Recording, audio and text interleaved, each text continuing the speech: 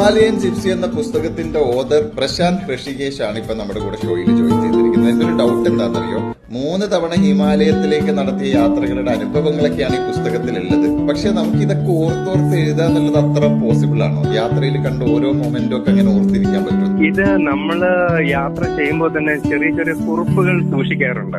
ആ കുറിപ്പുകൾ ഇല്ലെങ്കിൽ ഒരുപക്ഷെ നമ്മള് ആ ഒരു കണക്ഷൻ നമുക്ക് കിട്ടില്ല. കുറിപ്പുകൾ ഉള്ളത് കൊണ്ടാണ് ആ ഓർമ്മകൾ നമ്മൾ വീണ്ടും റീകളക്ട് ചെയ്ത് അത് ചേർത്ത് നമുക്ക് എടുക്കാൻ പറ്റുന്നത്. ഈ കുറിപ്പുകൾ തയ്യാറാക്കുന്നത് കുറിപ്പുകൾ തയ്യാറാക്കുന്നത് നമ്മളുടെ ഒരു മെമ്മറി എന്ന പോലെ നമ്മൾ സൂക്ഷിക്കുന്നതാണ്. അല്ലാതെ ഇതൊരു പുസ്തകമാക്കണമെന്ന് എന്റെ ലൈഫിൽ ഒരിടത്തും ഞാൻ യാത്ര ചെയ്തപ്പോൾ ചിന്തിച്ചിരുന്നില്ല. ഈ കുറിപ്പ് എങ്ങനെയായിരിക്കും? നിങ്ങളുടെ ഏതെങ്കിലും ഒരു കുറിപ്പിന്റെ സാമ്പിൾ എന്നെ ഒന്ന് കേൾപ്പിക്കും.